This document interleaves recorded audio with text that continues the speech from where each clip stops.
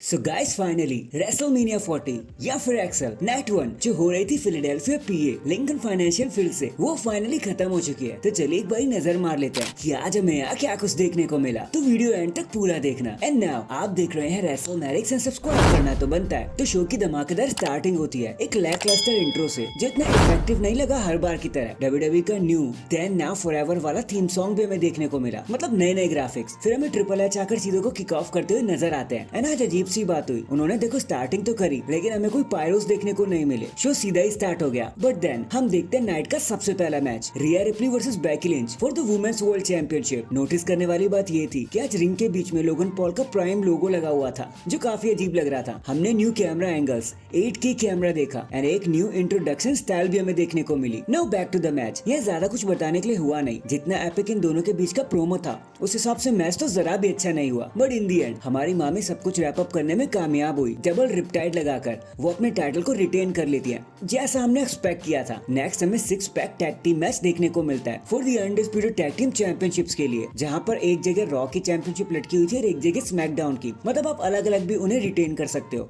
या फिर रिट्रीव कर सकते हो। एंड कसम से ये मैच काफी ज्यादा एक्साइटिंग था जहाँ DIY DX की थीम लेकर आए हुए थे। एंड ऑसम ट्रुथ ने खुद अपनी आइकॉनिक थीम सॉन्ग को एक बारी फिर से परफॉर्म किया। बट मैच में हमने बहुत सारे अच्छे स्पॉट्स देखे और वो हमें देखने को मिलना भी था क्योंकि इतना सारा टैलेंट जो रिंग में मौजूद था। और आर-ट्रुथ ने एक बारी फिर से साबित कर दिया कि क्यों उन्हें WWE का नेशनल कॉमेडी ट्रेजर माना जाता है। और फिर वही हुआ जो हमने सोचा था। सबसे पहले Grayson Waller and Austin theory SmackDown के टाइटल को रिट्रीव कर लेते हैं और बन जाते हैं न्यू स्मैकडाउन चैंपियन, जिसका मतलब ये है कि WWE ने फाइनली टाइटल स्प्लिट करने का तरीका ढूंढ ही लिया। एंड देन ऑसम ट्रुथ ने रास्ता ढूंढ निकाला और वो बन जाते हैं new raw tag team champions. और इसी के साथ हमारे टाइटल स्प्लिट हो जाते हैं और जजमेंट डे के हाथ से दोनों ही टाइटल चले जाते हैं। नेक्स्ट हमें Santos Escobar dirty Dom Dom versus Rey Mysterio and Andrade के बीच में टैग टीम मैच देखने को मिलता है। एंड भाई यहाँ मचा असली भौकाल। एक तो टीम LWO एंड फैंटास्मा एक दूसरे से कुत्तों की तरह भिड़ गए। भाई जंगी छिड़ गई थी यहाँ पे।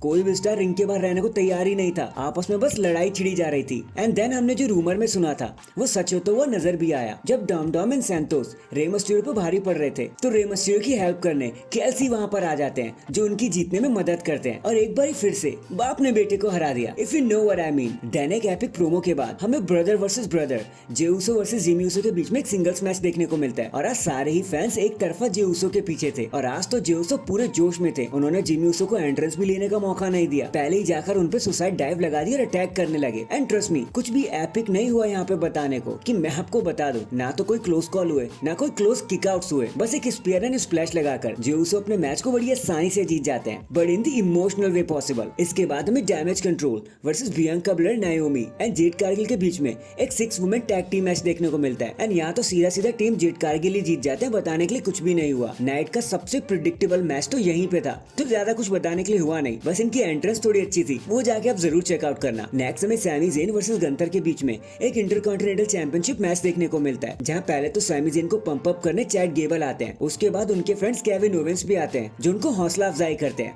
Now back to the match. आज तो कुछ अलग ही रंग दिखाया भाई गंथर ने, एक तरफा ही तोड़ दिया सैमी ज़ेन को। भाई उनकी वाइफ का भी मजाक उड़ाया और सैमी ज़ेन का भी कि भाई ये क्या जीत जाएगा। बट हमारे सैमी ज़ेन बार बार किकआउट सी किए जा रहे थे कि भाई आज नहीं हारना मैंने। बट फिर एक चमत्कार हुआ, एक ब्रेन बस्टर, 2 हुलुवा किक एंड फिर 3 सेकंड बाद सैमी ज़ेन बन जाते न्यू इंटरकॉन्टिनेंटल चैंपियन। भले ही हम इस प्रेडिक्शन में गलत हो गए लेकिन भाई मैच देखकर बहुत मजा आया। इसके बाद हमें निक एल्डिस एंड एडम पियर्स देखने को मिलते हैं जो पहले तो सबका शुक्रिया करते हैं, सबका स्वागत करते हैं और फिर रेसलमेनिया की अटेंडेंस बताते हैं जो होता है 72,543 पीपल। एंड पायरोस के नाम पर एक दो फुसकी बमी फोड़ते हुए दिखाई थी WWE। खैर इसके बारे में तो किसी और वीडियो में हम ढंग से बात करेंगे क्योंकि भाई WWE ने कुछ किया भी नहीं था। एंड फाइनली ये सारी चीजें लीड करती है हमें हमारे मेन इवेंट की तरफ जो होता है greatest tag team match of all time, rock and Roman versus Cody Rhodes and Seth Rollins. जहां टीम रॉकी अगर जीत जाती तो कल का मेन इवेंट हो जाता एक ब्लड लाइन रूल्स मैच, और अगर टीम कोडी अगर जीत जाती तो कल का मैच बन जाता एक सिंगल्स मैच। वो नॉर्मली रहता। शुरुआत में तो मैच काफी धीरे धीरे ही हुआ, मतलब एकदम से जंप स्टार्ट नहीं हुआ, सब लोग एक दूसरे को हूली देते रहे। लेकिन एक बार जब इस मैच ने पिकअप पकड़ लिया तो भाई एक अनोखी ही राइड पर ले गई हमें। बहुत सारी स्टोरी टेलिंग हमें देखने को मिली बट पता नहीं क्यों ऐसा लग रहा था कि सारे स्टार्स आज थोड़े थके हुए हैं क्योंकि कुछ फास्ट पेस एक्शन हमें देखने को नहीं मिला। हो सकता है इनको कल भी लड़ना था इसलिए WWE ने चीजें थोड़ी ट्यून करके रखी। रॉकी से भी बहुत सारी चीज, बल्कि कोडी से भी हमें बोझ देखने को मिला। बट फिर जब कोडी रोड्स को ऐसा लगने लगा कि उन्होंने रोमन रेंस को ट्रिपल क्रॉस रोड्स में फंसा लिया है लास्ट ईयर की तरह, लेकिन तभी रॉक उन पर बेल्ट से अटैक कर देते हैं। और आज तो मैच के बीच बीच में रेफरी को हूल देते हुए नजर आए द रॉक कि बेटा मेरी बात मान जा, नहीं तो मैं तुझे कंपनी से निकाल दूंगा। अपने पदवी का पूरा फायदा उठाया उन्होंने,